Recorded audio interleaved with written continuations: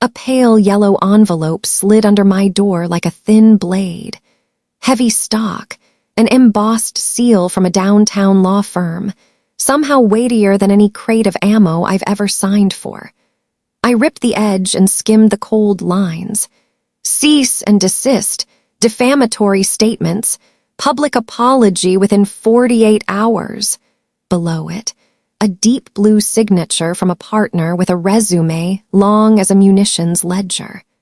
My sister-in-law was behind all of it, borrowing a lawyer's voice to turn silence into a noose. They set the meeting for 9:00 a.m. 17th floor, glass walls over the river, so if I went down, the city could witness it. I poured coffee black, no sugar. The Army taught me to sort with my hands and eyes first, to trust the numbers only when they sit in the right boxes. I clipped the letter to my corkboard, just beneath a folded triangle of flag from a friend who didn't make it home. In supply, everything gets a label: date, time, lot, destination. I labeled the pressure in my chest. Activate memory and lock emotions. Inventory season taught me how to survive, break chaos into stackable pieces, even if the piece is anger. I called a firm a former teammate had recommended, the kind with non-profit certificates lining the hall.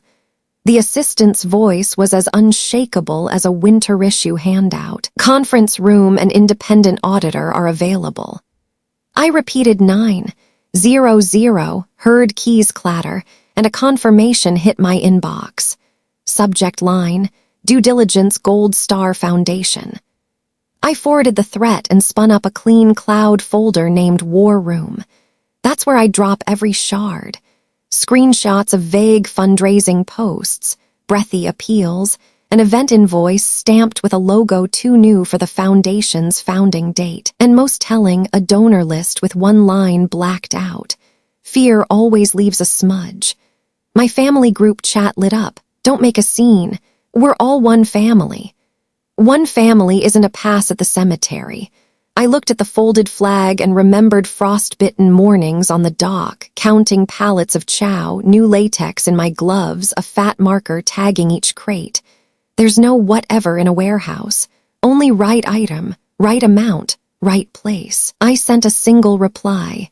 See you 9:00 tomorrow at Marlowe and Finch. No one answered. I shrugged on a jacket and walked past the red brick row houses to the copy shop near the gate. The owner handed me cardstock covers, binder cords, and a heavy stapler. I printed the things people assume I don't have. Bylaws from public filings, cached pages from before they updated, a wayback snapshot of a deleted event page, and a donation acceptance email with a suspiciously fancy e-signature. I collated and labeled the stacks: public, fundraising messages, events. The last binder stayed blank on the spine. In thick marker I wrote, "Do not open, present only if necessary." That evening I put chili on in the cast iron pot. The spice caught my eyes, and I thought of my granddad, the man at the head of every holiday table, the one who set his knife and fork down once to quiet an entire room. He never taught me how to win. He taught me how to stand up straight. I drafted my opening for the meeting, not a speech, just how I'd say it, steady as reading a lot number. I will call everything by its right name. If something refuses its name, we'll find who switched the label. Near midnight, a reply arrived from an address with barely a name, just a character and a dot. One line: I am still bound by the donor agreement. Attached, a password-locked PDF. I tried the obvious dates, no luck. I filed it in War Room with a red tag. Anonymous donors aren't for headlines. They're the nail you leave standing in the floorboard, felt only when someone stomps. I wondered how my own people drifted this far. Maybe Gold Star made them feel powerful, like they could touch someone else's grief and claim the story. But history isn't display glass. Grab it wrong and it'll cut you. I added to my pack list: notebook, fat marker, read-only USB, tissues, someone will cry, and a photo of my friend in uniform tucked into the binder. Not to persuade anyone, just to remind myself why I'm there. When the stove clock clicked over, I cleared the table the way you clear a deck before cast-off. Files squared, dishes washed, stove wiped dry. I pulled the curtains, the room went dark except for streetlight washing the window. I pictured the 17th floor, the white china saucer under a cup, the exquisite pen lounging by a legal pad, the kind of polish people mistake for order. I've stood in rooms more solemn than theirs, flag foldings in front of rows of empty names. I killed the lights. Before sleep, I repeated it like a checklist I refused to miss. 900, on time, right job, right name. Roast turkey and melted butter are liars. They make you remember holidays like TV commercials, polished wood, red candles, matching plates, warm lines everybody knows by heart. My family's truth was a wobbling folding table, a stained tablecloth with beering halos, and a football game blasting so loud small talk had to shout to survive. My seat was a metal chair at the corner, like a courtesy ticket to a party that wasn't really mine. I remember that Thanksgiving the year I'd just been accepted into the Army, still waiting on my base ID. My sister-in-law wore a bright necklace and worked the room like a host on a game show. Mashed potatoes passed from hand to hand while out of habit. I counted heads, spoons, and napkins. My granddad sat at the head, silverware polished to a stern shine, eyes moving like he was inventorying faces. "Sweetheart," my sister-in-law chirped over the clatter of knives and forks. "In the Army, you'll probably just do paperwork. Family finances are the real game. Don't make life harder than it has to be." Laughter followed, the crinkly kind you get from wadding gift wrap. My arms tighten the way they do when a crate's heavier than the label says. "Paperwork's heavy too," I said under the TV's roar, "if you don't put things where they belong." Nobody heard me except Granddad. He set his knife and fork down, not from anger, but like pulling an emergency brake. The whole room dipped a notch. Even the burner on the stove seemed to lower its flame. He poured water into my glass, hands barely shaking. "Tell us," he said, "about intake day." I skimmed the highlights, fitness test, the new boots, the rubber smell of the training field, and the relief of not needing to mind-read anyone. Plans written out, tasks clear, each person assigned. When I mentioned a shipment misrouted and the chow line going cold, my sister-in-law laughed. "See, just moving stuff. Money is the hard part in this family." I heard each word drop on the table like chestnuts falling off a tray. After dinner, I helped Granddad with dishes. The kitchen door swung shut, muting the game, leaving only water running and chopsticks clacking in a glass as they soaked. He said families can be like old radios. Twist the dial all you want and still get static. When the program won't change, he told me, you change the station. I hid a smile in the steam, gratitude melting the way butter does. Nobody out there heard my story, but he did. Sometimes one listener is enough to keep a heart from cracking. I slept on the long sofa that night under a thin blanket that smelled a little too sweet of fabric softener. In the lamp's weak circle, I wrote in my notebook, if they don't trust me with money, I'll manage the things that create money. Goods, time, process. I circled each word like a label slapped on a crate. Right item, right amount, right place. At dawn, while they were still dozing off last night's drinks, I headed for the bus station. It was cold, leaves scratched under my shoes. A black woman at the stop handed me cocoa. "Take care, soldier." "Yes, ma'am," I said, voice trembling like a clothesline in wind. The next months I worked nights at a corner market by the base. Behind the register, I entered shipments and learned to read numbers the way you read people. Every digit tells a story, and every story has fingerprints. Burnt coffee and bargain floor cleaner mixed into the scent of staying afloat. Invoices became maps. Any case that drifted off route, I pulled back. Any dollars wandering into unfamiliar names, I flagged. Each time the bell over the door chimed, I looked up and smiled, at customers and at myself. I was building a pontoon bridge out of data to cross what my family swore was shallow water. One evening, my sister-in-law texted, "If you need money, just ask." The screen glowed blue.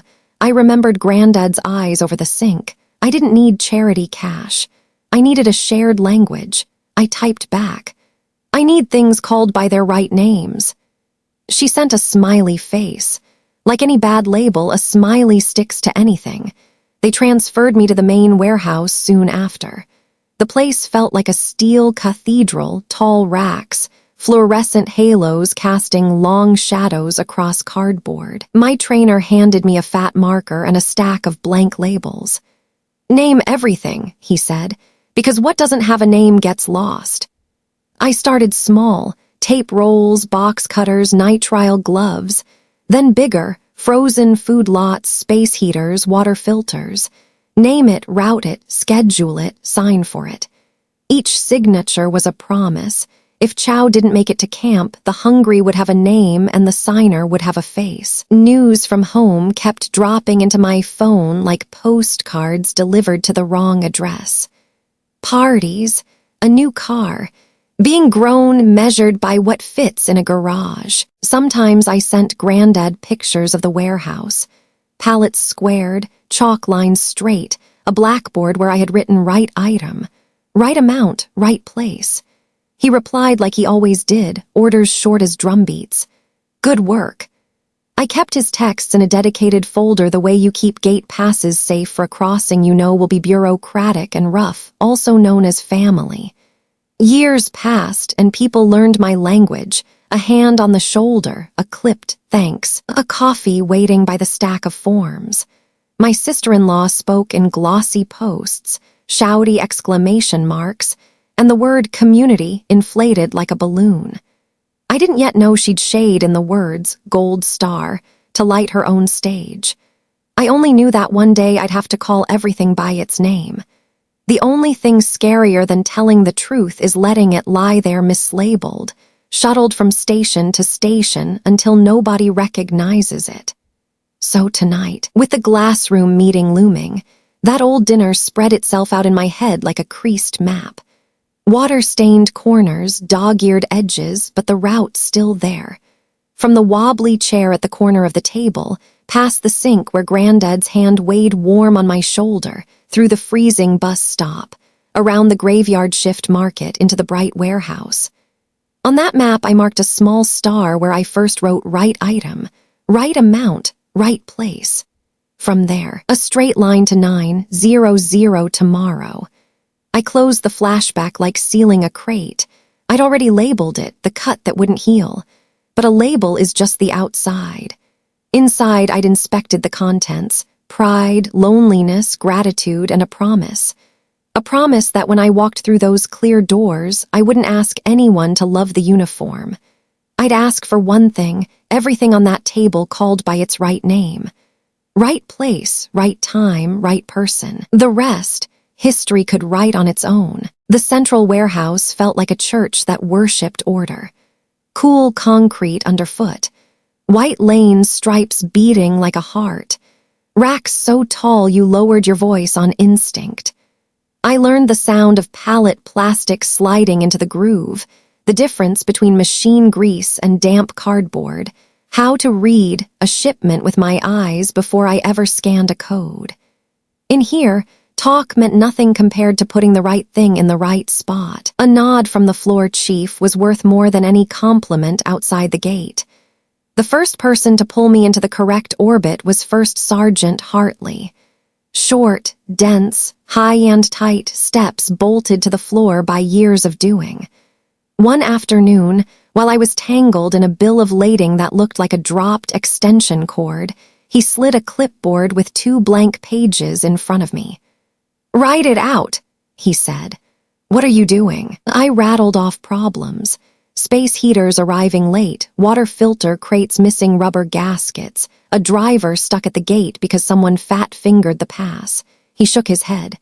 Not the stories, the steps. I took the pen and for the first time wrote in clean lines, receive, verify, label, route, confirm, sign. He tapped the word confirm. Honor lives here. A signature turns a promise into ink. From that day, I started turning every mess into a process. My notebook thickened, dog ears curled like alert ears. I discovered something. When the process is tight, other people's noise shrinks. A brand new private, hands shaking on the scanner, asked how I remembered all the stock codes.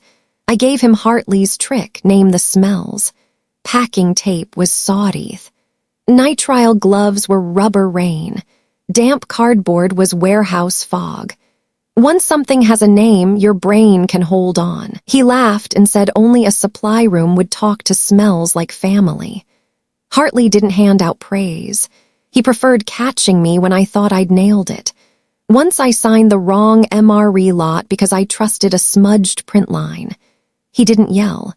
He set 2 identical cartons on the table, had me close my eyes, crack both, and breathe. One carried a faint coffee note under the nutrient powder. The other didn't. Trust letters, he said, but don't let letters lead you by the nose. Truth is a thing you can smell. I wrote that on the margin with a shaky hand. Turns out sometimes honor sits right in your nostrils. Meanwhile, I learned a second kind of map. Paper. Transport contracts snake like beltways linking suburbs to the port.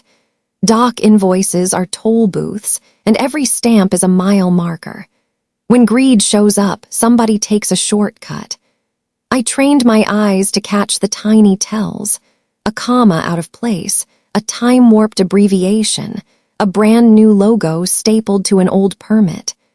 My hand got used to running the pad of my finger along the back edge of a stack, rush-printed paper grips, old paper glides. That touch alone told me what deserved a closer look.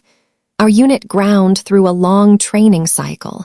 Chain-link fences hummed in thin morning fog. I counted heaters, jogged to the generators, doubled back to the convoy board. My crew started calling me Human Ledger. I wore it like a patch. In the canteen, people bartered MRE flavors and argued teams. I pinned neat notes on the corkboard. Order hash 27, reroute a right arrow B, lift bridge under repair. That one line kept an entire convoy from chewing up a dirt road and gifted us hours. Logistics made me fall in love with the invisible becoming visible, routes, time, trust.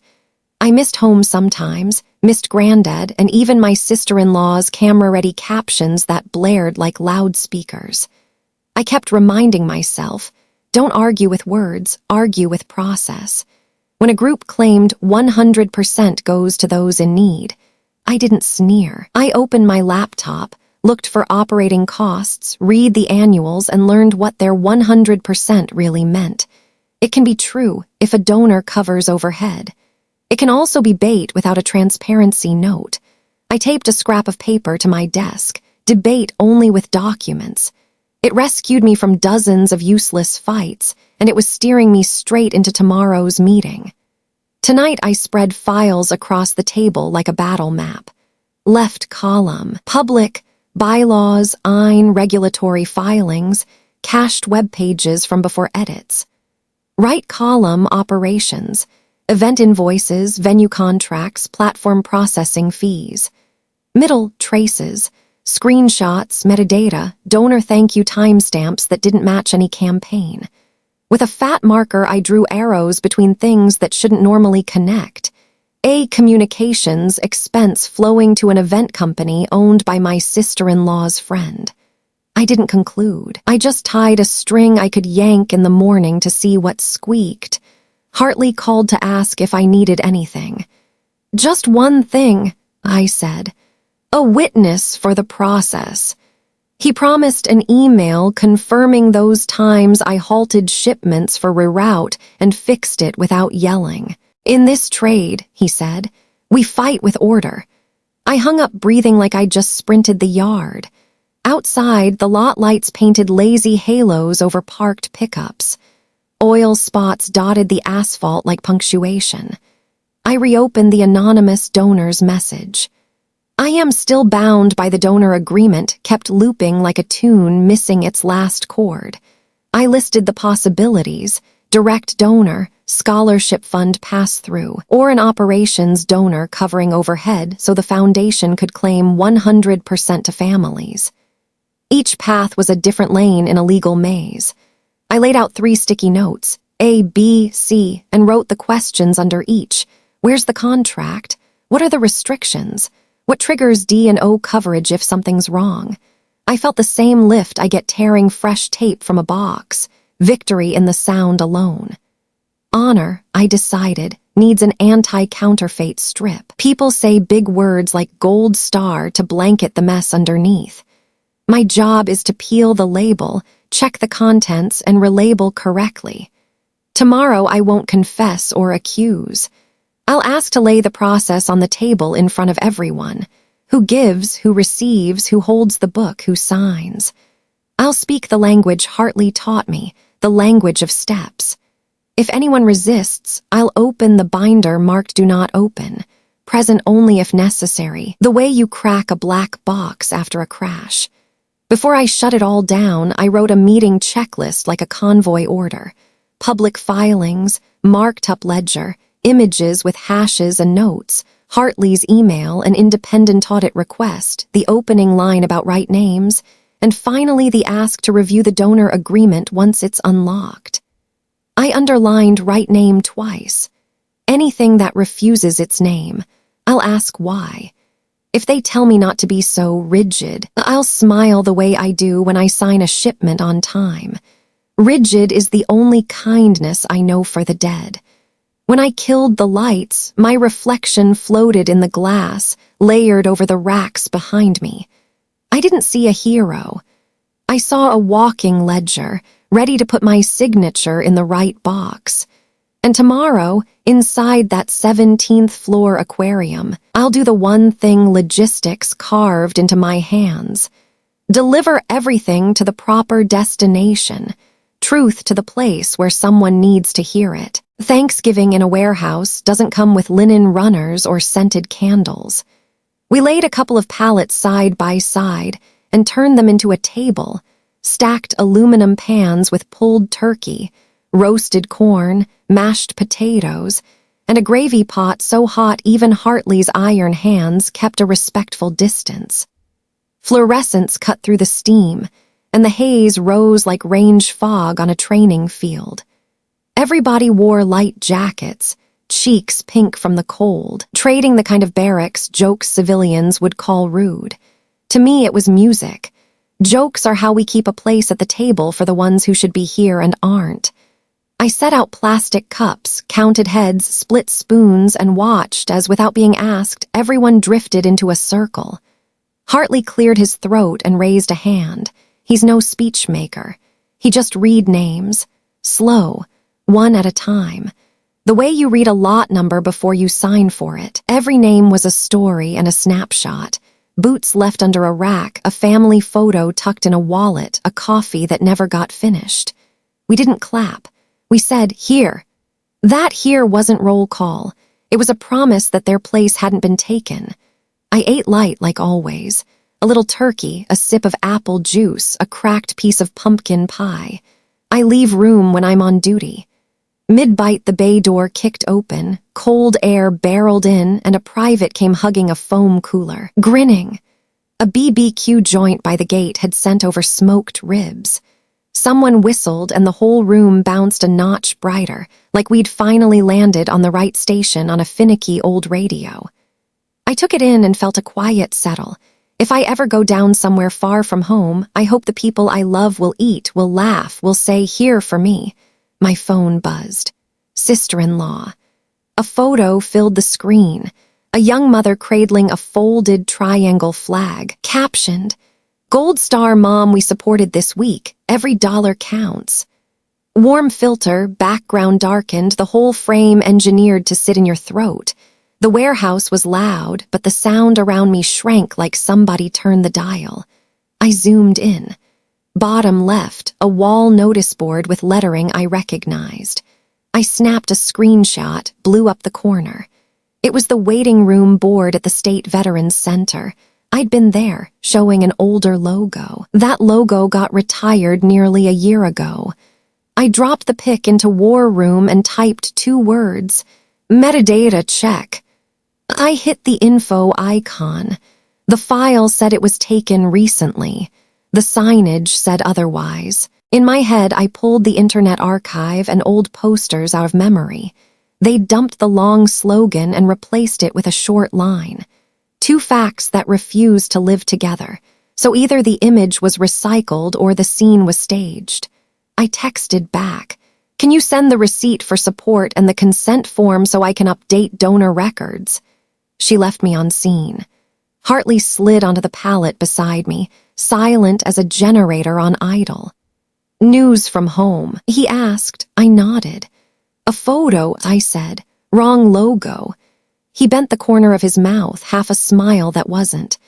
"Back when," he said, "we learned to check stock by ear. Now you're doing it with your eyes and brain. Good." He set a rib on my plate like wedging a brace into a rattling door. I took a bite.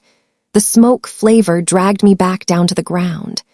We cleaned up, capped the pans, and rolled the pallets back into their lanes, the casters sighing as they settled. A specialist passed me a napkin and asked if I wanted help labeling leftovers for the next shift. I nodded and wrote on the lids, "Turkey, second shift, heat thoroughly." When I'd finished, I took 1 step back and looked at the straight line of boxes. Order is the only gift we can give each other when the world outside runs messy. At the wash station, warm water fogged my glasses. I thought of my granddad and the way a simple gesture, hefting knife and fork onto the table, had once put a room back into balance. His rule plays in my head, make space for good to happen. I scanned the racks and noticed the empty shelves, intentional gaps where the next delivery can slide in. It hit me why I always leave a little room before I'm full. I'm making space for good, in my stomach, in the day, in my life. By the time we finished, I was at the small desk by the loading bay. The phone buzzed again. This time it was the family group chat, sister-in-law slicing a bright red ribbon at a fundraiser while the crowd clapped. I zoomed the step-hand repeat backdrop. Bottom right, a partner logo stretched wrong, tall, and skinny. I've printed signage for a unit fair. Bad aspect ratios happen when someone drags a PNG instead of using a vector. Small sloppiness is a doorway into a larger, sloppy room. I didn't engage the chat. I opened email, dropped in both images, and wrote to counsel.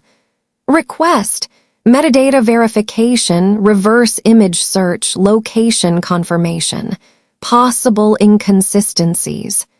P.S. If the images were taken inside a state veterans facility, we'd need proof of permission to use them. No accusations, just the right procedure. The wall clock ticked like a stamp machine. Tired crept up on me, the good kind that comes after a clean out. A private strummed a few clumsy chords on a beat-up acoustic. The whole crew laughed. A sergeant passed around homemade cookies and bullied everyone into taking one. Hartley made a last circuit, cinching a loose tie-down strap. The click of the buckle said what we all needed to hear, everything's in its place. I snapped a photo of the warehouse, table gone, racks squared, oil moons on the concrete, and sent it to Granddad. A few minutes later, his reply, "Here." Before I left, I looked back. Tomorrow, the glass room on the 17th floor would be prettier and shinier. Pretty's useless if it can't hold the truth. My warehouse, raw, cold, smelling of oil and cardboard, always has room for truth, always keeps a shelf open for it. I zipped my jacket, pocketed my notebook, and mentally checked the last items. Gratitude, discipline, one warm-toned photo with the wrong logo, one warped backdrop, and one word hung across tomorrow's steel beam. Here. I'll be there to call everything by its right name. The rest can find its own shelf in history. The night after Thanksgiving, the family group chat went off like fireworks. Photos with captions longer than cents, exclamation points outnumbering commas. A vertical video with piano music under a blurred woman saying, "Thank you, community." Caption, "Our fund is always there when they need us." I didn't comment. I downloaded everything. Each file dropped into War Room with a system timestamp. Then I opened the terminal, hashed the lot, and pasted those long chains like links in a strap. If anyone asked, "Is this real?" I could point to the chain and say, "This is the moment it existed." A private DM came from an aunt. "Sweetie, don't shame the family." I typed back, "Auntie, please send the support receipt and the signed consent form for the person in the photo." Silence, warehouse empty, shift change silence. Then a cousin shared a screenshot of a clinic appointment. "We took a Gold Star family member to the doctor." I zoomed in. The hospital name in the logo was misspelled by one letter. Another fluorescent stripe in my notebook. Another runway line for a hard landing. My sister-in-law video called, the camera low under her chin, the angle people pick when they're trying to harvest pity. "You're hurting the family," she opened. I set the phone on the table so my hands were free and my voice wouldn't shake. "I'm asking questions," I said. "Questions deserve documents." She threw big words: sacrifice, community, responsibility. I spoke in small ones: receipts, ledger, metadata. "This isn't a courtroom," she nearly shouted. "Exactly," I said. "Which is why you should be transparent." After we hung up, I fired off the emails I'd drafted to the foundation's bank and the outside accounting firm I knew they'd hired for a recent event. Subject: donor restrictions and statement request. I didn't ask for the whole account. I asked for the slice covered by the anonymous donor's grant, purpose-limited funds with audit and review rights. I attached the donor's email, redacted the name, left the line. "I am still bound by the donor agreement." Then I spelled out the ask like a road sign. "Confirm disbursements tied to Grant X during dates YZ, including date, amount, payee, and purpose." Hitting send felt like snapping the final buckle on a strapped pallet. The rumor machine kept humming all night. A cousin posted, "Someone in our family is killing kindness." Reactions stacked: hearts, tears, angry faces. I saved, hashed, filed. I don't know what they get out of it beyond belonging to a swarm. I do know this: wind is loud, roots are quiet. I pulled down an old shoebox from the closet, things Granddad gave me. A coin, a rusty pocket knife, a black-and-white photo. None of it would win a meeting. All of it reminded me hands have kept me from sliding off this world. I tied the box shut, my way of telling myself emotions go on a shelf too. At first light, replies landed. The accountant wrote back. Yes, they engaged 3 months ago. Attached the engagement letter that limited scope to the fundraiser only, not post-event spending. Starred. Minutes later, compliance at the bank replied. They can't disclose account info without account holder authorization or donor restriction verification. But if I supplied the donor agreement pages, they could authenticate the request. I read the word authenticate 3 times. It looked like a locked gate with a keyhole shaped like a clause. I wrote the anonymous donor, no pleading, no drama. Just a list of what would protect their intent, scanned restriction pages, signature page, any addenda granting right to review transactions tied to the grant. I added, I won't expose your name, but your intent needs armor. I hit send and heard the small thup like tape meeting tape. By sunrise, the rumor mill changed tone. A couple of old friends called, careful voices, saying they donated because they trusted me.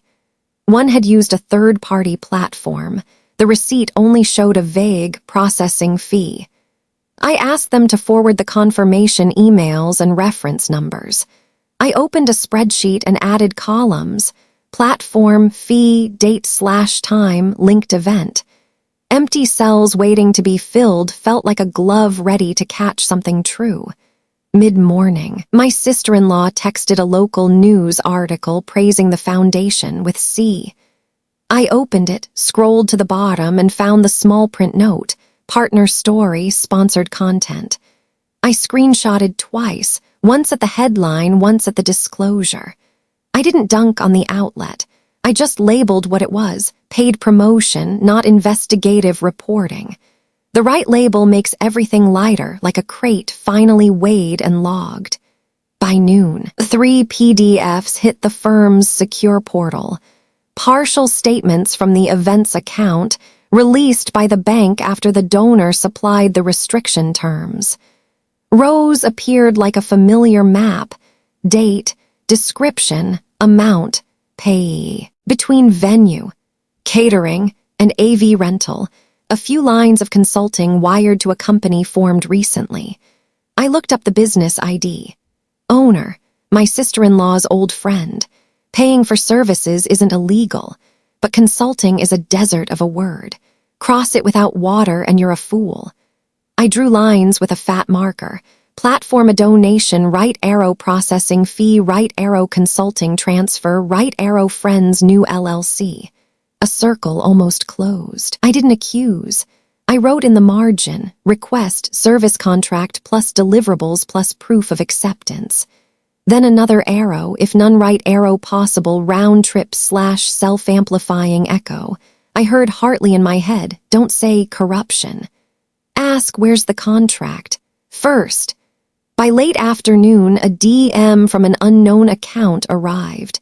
A photo of a little boy in a flag t-shirt, text overlaid. Think about who you're hurting. A sympathy trap tossed straight at the heart, no warning.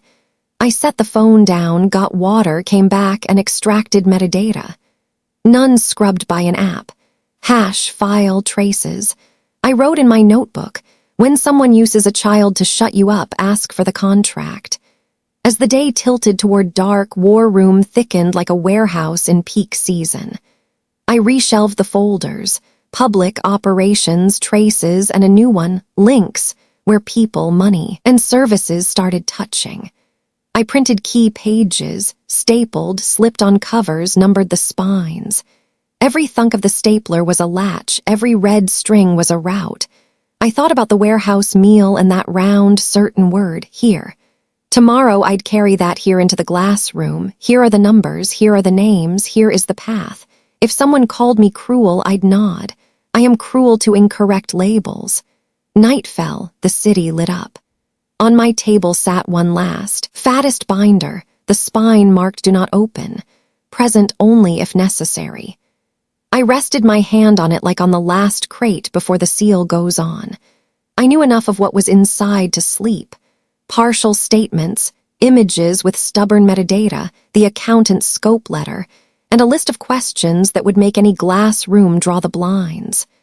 The rest I saved for 9:00, the hour I would call everything by its right name and see who dared argue with a name. Marlowe and Finch's second conference room didn't face the river, which suited me fine. Gray fabric walls, a big glass board, white light as clean and cold as a freezer bay. I laid my binders in 3 neat lanes like convoy routes across a map. Public operations, traces. Counsel slid a coffee in front of me and fired up the projector. Let's start with the money flow, she said, voice steady the way people sound when they're counting inventory at dawn. I nodded, uncapped my fat marker, and felt like I was buckling my tool belt. Every pouch stocked, every clip pointing the right direction. Partial statements came up, black rows marching like a formation. I read slow, line by line, and drew arrows. Donation platform a right arrow operating account, donation platform a right arrow event account. Between them sat a neat little box labeled processing fee, the same platform my sister-in-law bragged was free. The auditor cleared her throat. Free on the front porch, fee in the hallway. I wrote fee plainly, the way you slap a fragile sticker on a crate. Next arrow, operating/event Right Arrow Consulting LLC, a company formed only months ago. I put a dot over it and drew a short line to owner equals old friend. The map spread like roots. Some branches ended dry. We don't conclude, counsel reminded me, Hartley's voice in different clothes. We request documents. I flipped to my request sheet. Service contract, deliverables, time sheets, acceptance email, invoices, competitive quotes, board minutes approving spend, conflict of interest disclosures, and procurement policy. I added one more line, proof of permission/consent for images shot at a state veterans facility.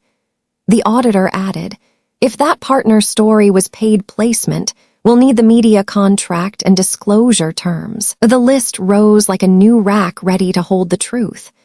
The door opened, and a woman with an insurer's badge stepped in carrying a brick-thick folio. D&O, Directors and Officers Liability. She's the one who would decide when the policy flips the switch to an internal investigation. We'll need to see the decision chain, she said, laying out tabs. Bylaws, board structure, spend approval workflow, whistleblower policy. I set Hartley's email beside them, the one where he confirms how I rerouted shipments when a lift bridge went down. No shouting, just a right arrow B, then sign. The D&O rep touched the page. Why this? She asked. Because process is the only language I argue in, I said, and tomorrow I want us speaking the same one. Counsel handed me a USB stick with a little read-only switch. Everything we present is hashed, she said. I flicked it to lock the way you drop a pallet pin, then loaded the deck. Slide 1, scope and questions, not accusations, asks. Slide 2, a simple money map, sources, fees, accounts, the consulting company, and a round arrow marking a potential round-trip echo if no deliverables exist. Slide 3, public claims vs. filed evidence. What the foundation says in public matched against what they've filed or produced. Slide 4, 2 images, ribbon cutting with a stretched partner logo, and gold star mom with the retired lobby sign. A tiny hash tucked in the corner of each like a lot number. Every slide had a footer, documents requested. I added one more line to the very bottom. We are here to call things by their right names. The D&O rep asked about the anonymous donor. I slid over the redacted email and the clipped grant pages the donor had just sent. Audit rights on all transactions tied to the grant. Authority to request an independent review, and a clawback clause if funds were misused. She nodded and tucked her pen into the spine of her folder. If documents are missing, she said, we'll recommend a forensic engagement to the board. The word forensics hit the table like a small piece of iron. You could feel the surface vibrate. Hartley called mid-session. I put him on speaker. 3 sentences, nothing more. I have halted a convoy and rerouted when infrastructure failed. I didn't yell. I wrote a right arrow B and signed. In this trade, a signature is a promise you can verify. The D&O rep asked to note the last line. I saw her shoulders ease, the way people soften when they notice a tie-down strap has been cinched correctly. We ran a rehearsal. Counsel played my sister-in-law's attorney. You're defaming a charity. I answered, I'm not using verbs. I'm using nouns and attachments. You're attacking your family. I'm protecting donor intent and the dignity of recipients. Both deserve correct labels. You don't understand how nonprofits operate. Then please produce the written policy. Each swing got absorbed by a flat, clean surface named process. No space for shouting. Only documents, or the empty spaces where documents should live. During the break, I stood in front of the glass board. The arrows I'd drawn reflected across my fingers like ink stains. I thought of the warehouse, cool concrete walls, pallet wheels squealing across seams. I took a breath and replayed the voice that's kept me out of ditches. Before anger, name. Before conclusion, list. Before collapse, arrange. By late afternoon, counsel handed me a thick envelope. Formal notice to my sister-in-law's side listing the invitees, auditor, D&O rep, counsel for both parties. "We'll record minute and timestamp everything exchanged," she said. I added to my checklist, dedicated note-taker, synced time, document numbering rules. Then I inspected each pen, clip, and spine. The heaviest binder, do not open, present only if necessary, sat at the head of the table like a life ring, weighty, reliable. Not for intimidation, for reminding me that seriousness has mass. Outside had gone indigo. Streetlights came on like waypoints. Counsel asked if I wanted to rehearse my opener one more time. I shook my head. I know it the way I know right item, right amount, right place. I buckled the case, and that soft, satisfying clack sounded exactly like the lock you drop on a warehouse door after last shift. Tomorrow at 9:00, the glass room on 17 will be shinier than any bay I've worked. I'll bring the smell of cardboard and tape in my head so I don't mistake gloss for order. At the center of order is something simple. Call things by name. I repeated it not as a vow but as an operating instruction. Open the crate, check each item, label, sign. When I stepped out of the war room, I caught my reflection in the window. I didn't see a victor in waiting. I saw a woman carrying one heavy box labeled truth to the address printed on the waybill. Receiver will be present. Sender has signed. Delivery required by 9:00. The glass room on 17 felt like a warehouse over-air-conditioned on purpose. My cup clicked the saucer when I sat. The second hand slid past 9:00. The door opened. My sister-in-law came in wearing an event smile and a campaign stare. Her attorney followed, suit the color of storm clouds. I set my case by my chair and flipped the USB's read-only switch. My hands went steady the way they do on the 1,000th crate. Her lawyer led with, "My client has been defamed." My counsel nodded. "We're not here to grade anyone's character. We're here to match claims to documents." I brought up slide 1, scope and questions, nouns only, no verbs, their faces tightened, the look of people who expected a shouting match and got a packing list. I projected the money map. "Here's the flow from platform to the event account, then to the operating account," I said, pulling arrows. "Here's the processing fee. It's in the terms even if the brochure says free. And here are the consulting transfers to a consulting LLC set up only months ago." Her attorney pushed up his glasses. "Consulting is a lawful service, which is why I'm requesting the contract, deliverables, and acceptance records," I answered. The independent auditor's pencil ticked down her checklist, dry little pops like slow popcorn. My sister-in-law tried a higher perch. "You don't understand community work." Her words popped and disappeared when the D&O rep spoke. "We'll need the spend approval workflow and conflict of interest disclosures, especially where the payee has personal ties." I flipped to Public Claims vs. Filed Evidence, left column, ribbon-cutting photo stamped Strategic Partner. Right column, a partner story agreement, tiny disclosure at the footer, i.e., paid placement, not reporting. Then the gold star mom image, hash in the corner like a lot number. I zoomed the lobby board with the retired logo.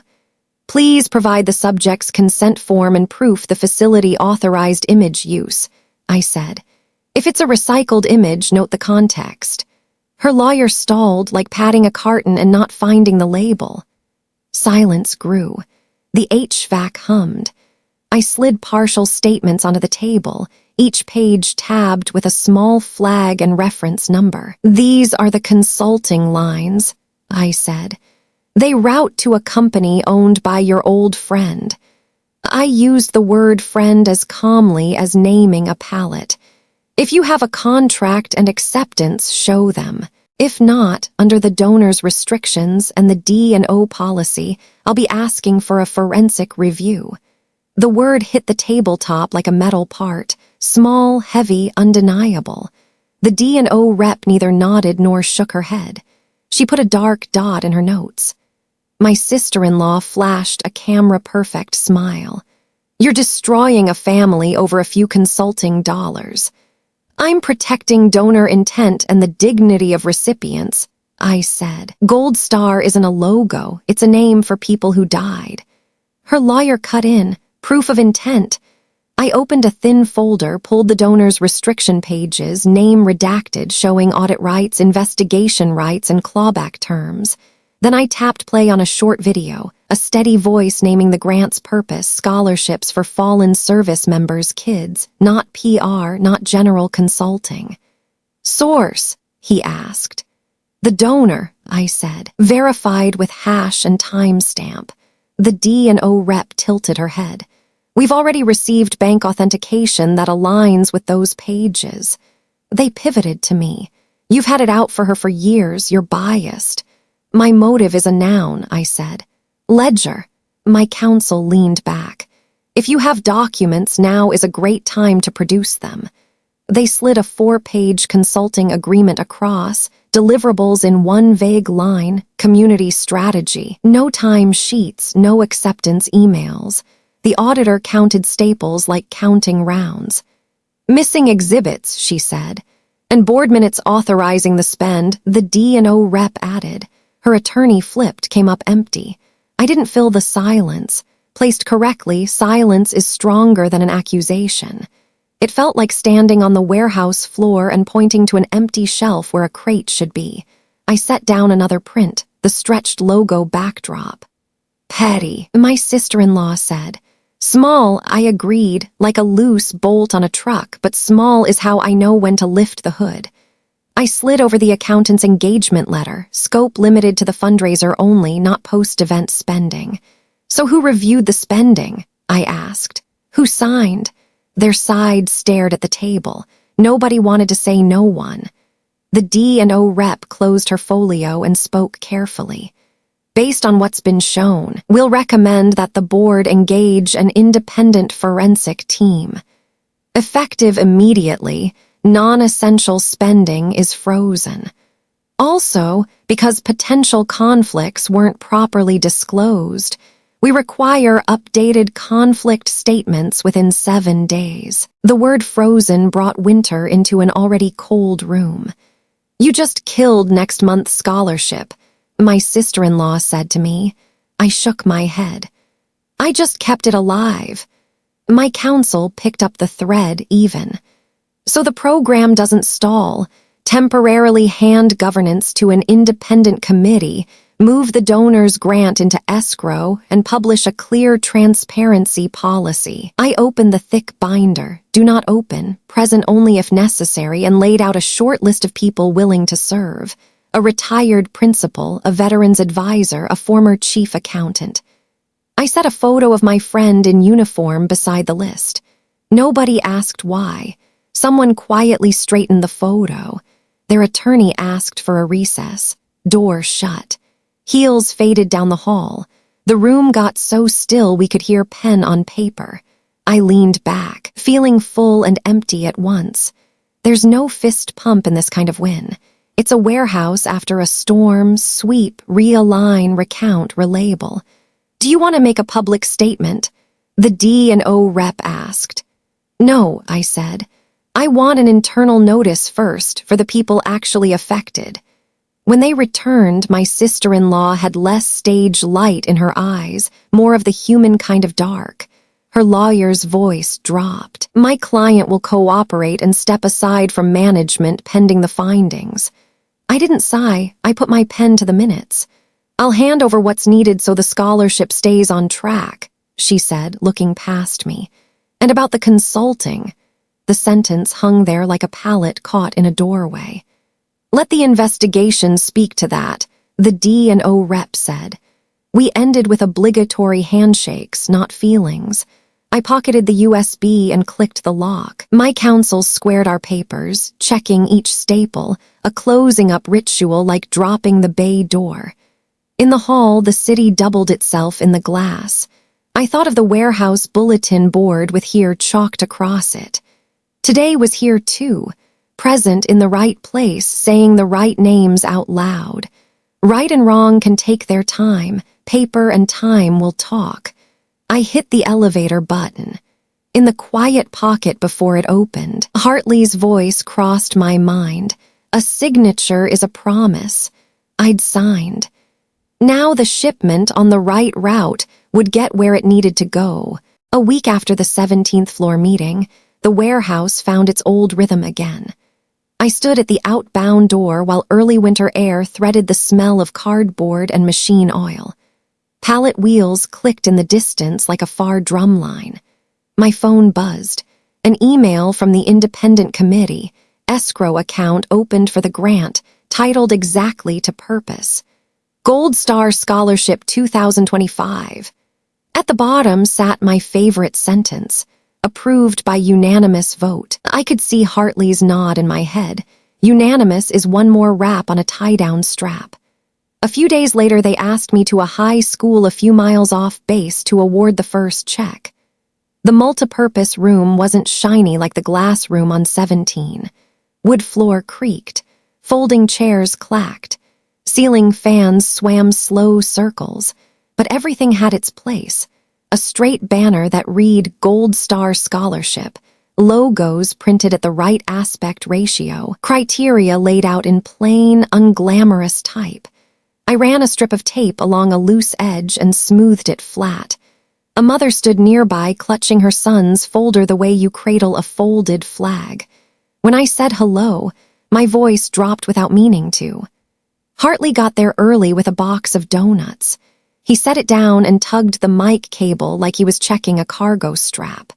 "Mic's good," he said, eyes scanning for the loose bolt before the engine turned over. A committee member gave a short update. Escrow in place, clear standards, periodic audits. Nobody mentioned the ongoing investigation. We weren't hiding it. We just weren't turning grief into programming. They called the student's name. He walked up in a borrowed jacket a size too big, tie a little off, eyes like a dozen I've seen downrange, shy and set. His mom stood beside him, fingers at her eyes. I handed him the envelope and shook his hand. Warm. "Thank you, ma'am," he said. I didn't say "you're welcome." I said, "You sit in the right place." He nodded like he understood that right place is a blessing in logistics. After the ceremony, the committee slid over a memo. Would I serve 6 months as a volunteer advisor while they locked in a process handbook? Intake through approval, image consent templates, conflict of interest policy. I signed. A signature, Hartley says, turns a promise into ink. I asked for one more line. Quarterly public summaries the community can actually read. No tragic filters, no swelling violins, just numbers and links to documents. Everyone agreed. One last strap cinched. My sister-in-law texted, "I'll be volunteering at the community kitchen this week." I didn't answer right away. Words in real life have to cross streets, catch lights, bounce in potholes before they arrive where they belong. The next day I showed up at the kitchen, not to supervise, to carry trays. She was down the hall, hair tied up, plastic gloves on, stationed at an industrial soup pot. When we passed, our eyes met. She hesitated, then gave a small nod. I nodded back. No lawyers, no D&O, no forensics. We ladled soup. When I sent Granddad a photo from the ceremony, his reply was one word, "Here." I sat on the back steps behind the kitchen and read it again.